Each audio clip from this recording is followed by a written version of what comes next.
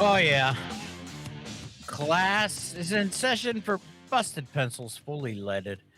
Education talk, educated educators talking education. Dr. Johnny Lupinacci, Jacob, chairman of the board, and me, Dr. Tim Slecker, here to, you know, it's class, man, Johnny. It's time to do some teaching and learning. We got so much stuff though that's out there, and this reminds me of like when I was a classroom teacher making that decision of, and yeah, I'm sorry, this was back in the stone ages when teachers had the ability to kind of have some authority and sensibilities over what to teach, when to teach. But particularly, I always started every morning with, current events, with my fifth graders and things. And it's sometimes there's so many things going on that it's overwhelming, that where do you go? Which direction do you point out? And then today, the kind of the battle, the minefield that a teacher faces just making a decision to even talk about current events because of how potentially current events themselves could be, well, whose point of view are you representing in these current events?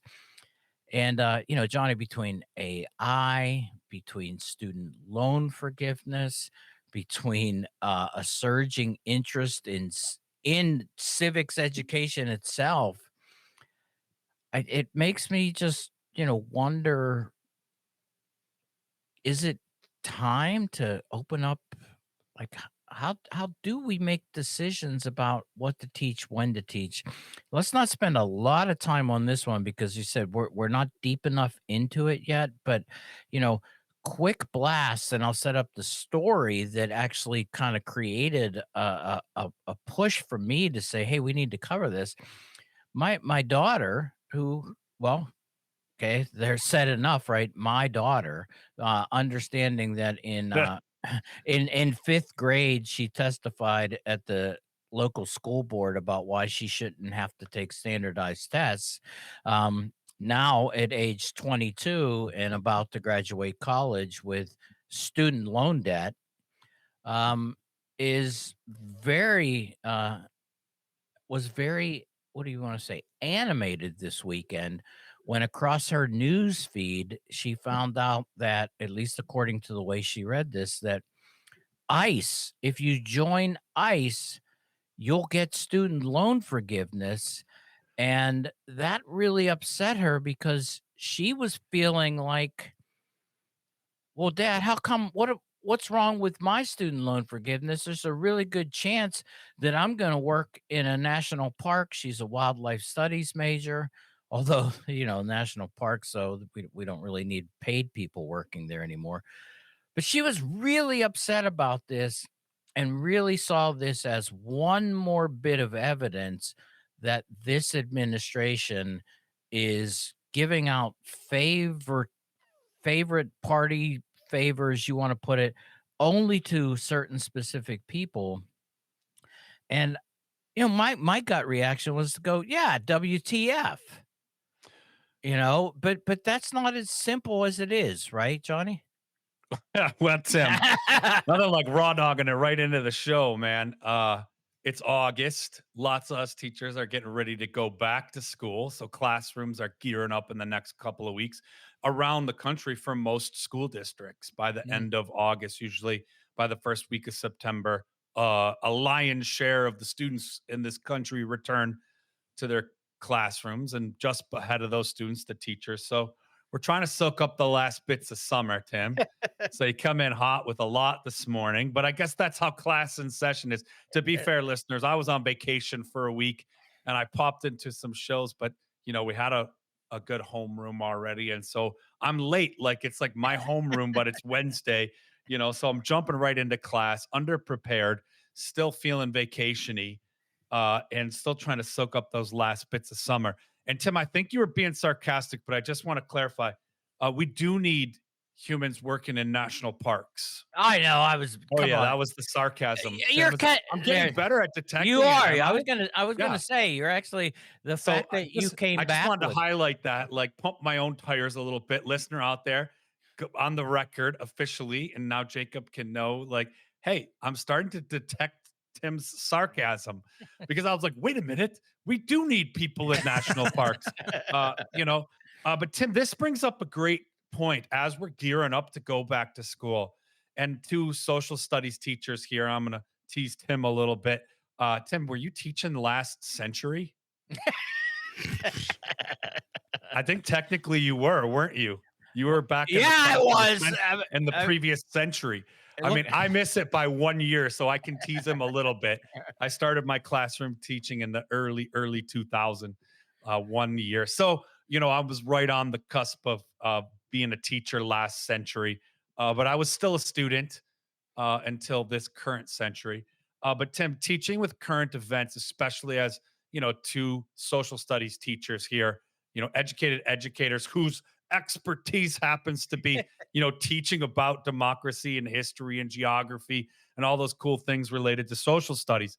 But the whole point, Tim, is being current events is always a great place to sort of gauge where your students are at, what they're learning about in the world, what's kind of influencing them, as well as building their worldviews out, even if they're younger people, right? What's happening in their worlds, and as they get a little older, like fourth, fifth, sixth grade, certainly middle school and high school, there's those great resources like CNN 10 or Mm, like Channel 1. And I know, Tim, even last century they had these things where they were really sort of fact-based, non-slanted with like political opinion, right. right? But giving you sort of the pulse of what's happening in the world, every day, and it's a great way to sort of gauge what's happening in our students' lives. I do the same thing, Tim. I started every class, even when I was math teacher, started every class with a few minutes of, hey, what's happening in your world, right? Right. It's an opportunity to build connection, to ground oneself, to co-regulate in a space. Because if something's a buzz, you got to settle it before Yeah. you can get into learning. So it's always great. But Tim, you highlight one of the big concerns. I know you're going to pull me out of this vacation mode, but yes, all of us teachers returning to the classroom. One of the things that's on our mind is this moment we're in where it's so hyper politicized, and for good reason. There's a lot of, you know, Mm, meh, meh, meh. I'm trying to censor myself for the podcast. That's meh, meh, meh's my beep for, whatever, fill in your word of choice there. But there's a lot of meh, meh, meh happening in the world that's real. And it's on our students' minds, it's on our minds as teachers. And then layer on top of that, it's become sort of a taboo thing. There's a chilling effect, Tim, I believe you spoke to and warned about, to discuss too much that's political in the classroom. Well, everything's so political right now. It's like, how do you address what's happening in students' lives? So that's on all of our minds. Hopefully, we can have some future class and sessions with that, Tim, because I'd love to talk a little bit more about navigating those tensions and mhm, staying committed. But Tim, you brought up a good point too with like your daughter coming across. We all have news feeds. I talk about mhm. this with students too. I do. I have social media news feeds, and there's algorithms behind that. There's a whole program that sort of, learns our views, learns what we like and dislike, and kind of, what we might be shopping for at the current moment. That's, targeted ads. But we're also seeing things that are aligned to usually how we think or our interests. And so it puts us, no matter where you're at in the political spectrum, it puts us in a vulnerable position to a rapid spread of sometimes misinformation. Not saying that Mm, this is misinformation, Tim, but this is a great class in session because it happens to all of us where a news article comes across. And I'm not saying that it's not true that if you work for ICE or if you're part of a recruitment package in ICE, I haven't really done a deep dive on the research on it, but a cursory dive, just kind of clicking around with some of my trustworthy sources, it it quickly led me to say, yeah, this is actually true. And also, alarming because politically, Tim, we may be at, kind of against the actions of ICE at this, moment as individuals. I'm sort of probably speaking to the choir out there, listeners too, but maybe you're not. But I want to be fair about this one, Tim. Um, this is part of public service loan Mm-hmm. forgiveness, right? I mean, so it's alarming, but it's one of those, I don't want to quite call it clickbait because that again makes it seem like, oh no, I got tricked again. And there's nothing wrong with what your daughter did. We all do it. We look at a screen, we get some information from a regular source even, and we start to say, hey, okay, what does this mean? And how do we take what we're reading or seeing? And then what are our steps to fact check it, to kind of put it in context. And not saying that your daughter or you didn't, Tim, but it's a great lesson for class in session because any bit of information we get nowadays, it's become really important to build in a practice Mm-hmm. of saying, where'd you get this information from? Let me do a couple more little clicks around before I get too dysregulated, right? Before my nervous system starts to go too far off track, right? Where's the information coming from? Let's put it into context. And for me, it's a great example because it sort of feels a little bit like it's trying to grab attention and rile people up. Mm-hmm. And maybe for good reason. Maybe the publishing people of that article, right? In particular, words highlight some things and they hide other things. They wanted, their viewers to be all upset or to Mm-hmm. be aware that, did you know that people who are recruited, part of a recruitment and retention program in a government agency, which includes, Tim, right? Which, right. Teachers That and does. professors and all kinds of things around like state employment. If you're part of recruitment and retention of, state funded agencies, well, you could be receiving as part of that package of employment some public service loan forgiveness up to a certain amount. I mean, it's up to Mm-hmm. $60,000 if it's all true what I'm reading. I put that out there, Tim, because on a minimal amount of time prepping, I kind of did that. Hey, well, that's a really interesting story. Mm-hmm. Let's kind of put it into context with what kind of sources we have out there. And I think that's a good lesson, Tim. Is that kind of where you were going? You're pulling me out of Well, vacation no, no, mode. no, no. So let me set this up a little bit more too, um, eh, because you know what, I really do see, and again, we're for anybody who wants to check it out, we're referring to specifically an article in the Intercept, and I was on August 2nd, student debt loan forgiveness for ICE agents. And yeah, I came across my daughter's news feed, and it really upset her. And I think this really is to say, well, why did this article come out and frame, which for the most part is public student loan forgiveness, which currently is still legal, um, as if this was something that was excluding others. And I really do see this as trying to really understand your sources and how they're trying to motivate people, because my daughter and my son, and Jacob, I don't know if this might be referring to you also, qualified under Biden for that first initial $10,000. And my daughter, because at the time I wasn't working, qualified for a Pell Grant. She qualified for $20,000 of loan forgiveness. They filled out the right paperwork. They submitted, and were then told, for people who went through that at that time, you are going to get this 10,000 to $20,000 loan forgiveness. And guess what happened? Well, no, sir. Blah, blah, blah, blah. You don't get it. And politically, it got shut down eventually by the Supreme Court. Jacob, were you in any situation to be able to ask for that loan forgiveness? That's a very good question, Tim. I forgot to check because I was still in college and I didn't Okay. think about Oh, planning for after college. yeah. See, my daughter was fully in. My son was out, but For an that ignorant was guy like me, how can you what would you say to an ignorant fellow like me who is not even thinking about how to pay this off because I'm well. still in college? What does it matter?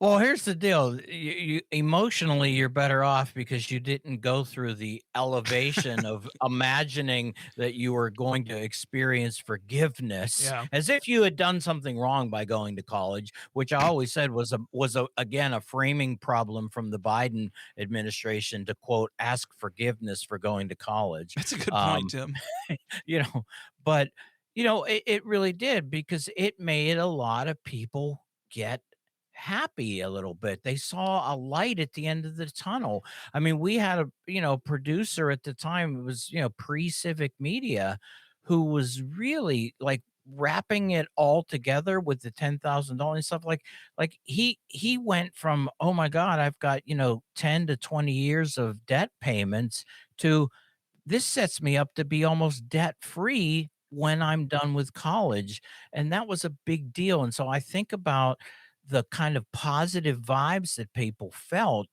and then that crash when it went away. And so, Johnny, W- thinking about that, right? My daughter, my son, those students out there are baitable then Yeah. from a source like The Intercept that really took a story that's sort of a non-story from the standpoint of truly objective facts, which is ICE agents are federal public employees, and the public student loan forgiveness program is still currently in operation. Yeah. And It's a so mess. It's a yeah, mess, and many people out there, self included, probably all of us to some degree, and listener, if you can't relate, I guarantee you're one person removed from someone who can relate, just because of the sheer statistics and the number of the student loan, debt crisis in this country. But the idea here is like there is a lot of vulnerable, like you said, I call it vulnerable. I guess that's more negative. But like like falling into the trap. I yeah, feel like, I mean, it's a story, it's true, like report it, but it kind of comes across, and Tim, I'm sort of upset about it a little bit because I feel like, man, it's already hard enough to be tangled in the web yeah. yeah. of student loan, like you're saying, like student loan forgiveness. I like how you remind people words highlight certain things and hide other things, and it's highlighting this fact, and somehow it was like you made a mistake. Oops, I messed up. You went to college, so we're going to try and help forgive you for that misstep. I love how you phrase that because it's set up linguistically to be a problem. But the idea, is that like it's tense for a lot of people. It's a source of stress, a source of tension. And if not those two, it sure as heck is confusing because I've Mhm. been navigating it for 20 some years. I've been paying all the time and it's always changing. And there's always like, you have to have a full-time job just to keep up with and get the updates. You have to take a couple days off work, be on hold all over the place, hire an expert that costs as much as paying the loan to figure it all out. But nonetheless, yeah. So it's at least a source of confusion. So, but but I don't want to just pick on like the intercept today. I No, think no.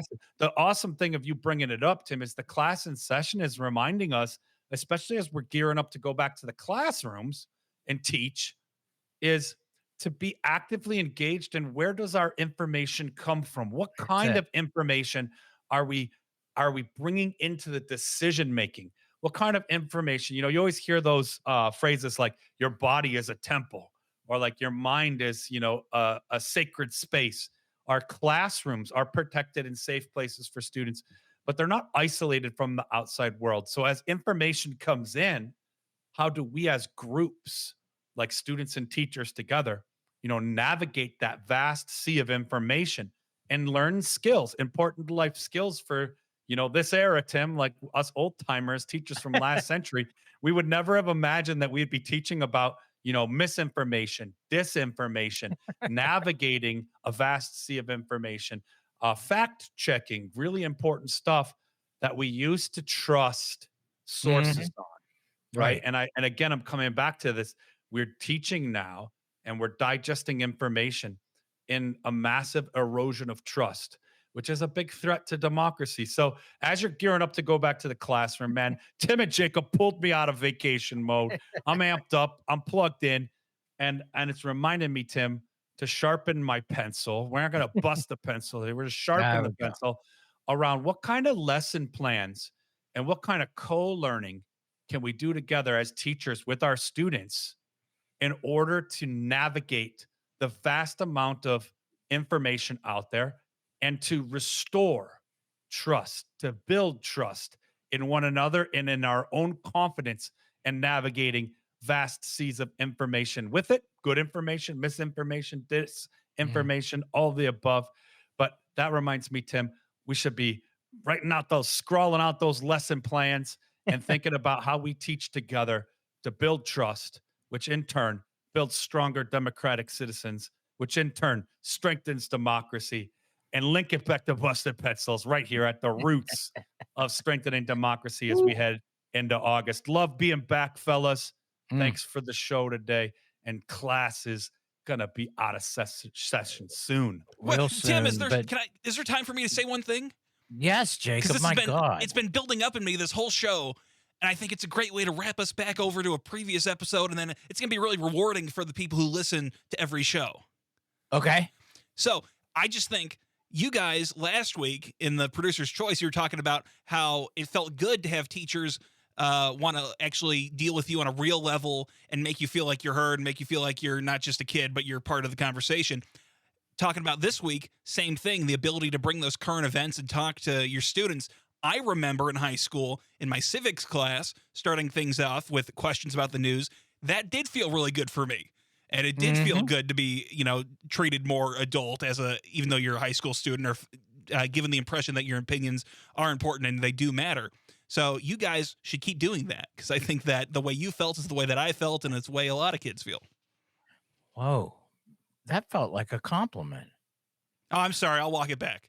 Okay. Oh, man, but yeah, good stuff here, and, you know what? Yeah, and Johnny, you say trust, and we're gonna get out of this classroom and let you go to your locker and, take a sip of that, Red Bull that we know you have sitting in your locker and maybe even hit that well, I won't say that, but Man, they didn't even have Red Bull when we were I in. know, I know, I know. You know what was in well, But I your don't wanna thumb is on the pulse of students these days because every time I'm in the hallway in the middle school, I definitely see kids shotgun and Red Bulls. I got the Red Bull and, hey, well, and rest in peace, Lonnie Anderson, who may have been in lots of my friends' lockers as a poster. Lonnie Anderson, WKRP in Cincinnati, right there. Jacob had to bring that back to radio to lay that in there.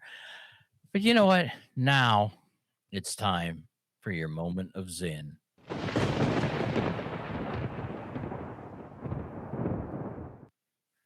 Our problem with justice is not a corrupt judge or bribed jury, but the ordinary day to day functioning of the police, the law, the courts, where property rights come before human rights.